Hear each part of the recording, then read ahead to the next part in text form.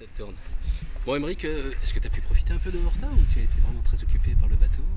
Non, dès qu'on est arrivé, dès le lundi, dès le mardi.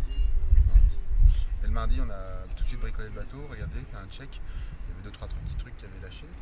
Et donc on en a profité pour faire, pour tout préparer. Puis ça fait 2 jours qu'on est un peu plus tranquille. Et puis on commence à regarder, à se projeter sur demain et puis sur la prochaine semaine. Ah oui. Et avant de parler de ça, vous avez fait un petit retour un petit peu sur ces premiers 2500 000. Ça a été quand même long, ces premiers tronçons. On a l'impression que vous l'avez géré vraiment parfaitement. C'est aussi ton analyse? Ouais, c'était une belle course, une belle trace que j'avais dit tout à l'heure. Voilà, maintenant c'est derrière, on a un petit peu d'avance, mais bon, il y a ce qui se prépare pour la semaine prochaine. Il y a quand même une dépression, une petite dépression aux fesses avec de l'air, donc du portant fort. On va pas falloir s'endormir. Normalement, des premières prévisions qui nous mettent en 4 jours et demi, donc samedi. Là, ça s'est un petit peu dégradé, ce sera peut-être dimanche pour le fichier européen. Mais écoute, non, c'est déjà passé. En fait, on pense manche par manche et puis on verra bien à l'arrivée ce que ça donne. Ouais. Alors, est-ce que tu ressens un petit peu de pression ou tu penses que que l'affaire est pliée, que vous avez suffisamment d'avance? Non, pas de pression. Moi, j'aime bien cette situation. On est devant, on est bien. On a un petit peu d'avance, mais bon, il n'y a rien qui est fait, hein, franchement, parce que la dépression derrière, si on passe derrière le front, on peut vite prendre 5, 6, 10 heures de retard. Donc maintenant, il n'y a rien qui est fait. Voilà, maintenant, il faut aller sur l'eau, prendre du plaisir sur l'eau, bien naviguer. Et puis si on navigue bien et qu'on pousse bien le bateau, on n'a pas de casse mécanique, il n'y aura pas de raison que ça se passe mal à La Rochelle.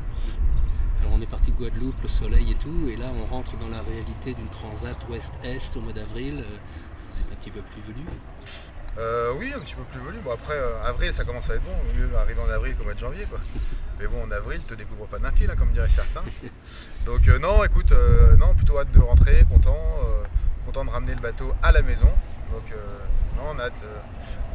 Ça fait bientôt une semaine qu'on sera arrivé. Ça commence à gratter un peu, envie de retourner sur l'eau. J'imagine. Oui, tu te dois d'arriver en tête à La Rochelle, c'est pas possible autrement. Ah, je vais tout faire pour. Je vais tout faire pour. Malgré les énervés, là, parce qu'ils sont un peu remontés aussi.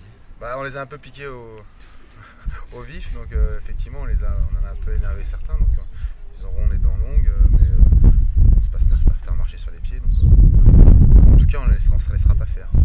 On découvre ton équipage, c'est du solide, hein, tu t'es pas trompé, hein, ils ont été au rendez-vous, Eric et Rodrigue.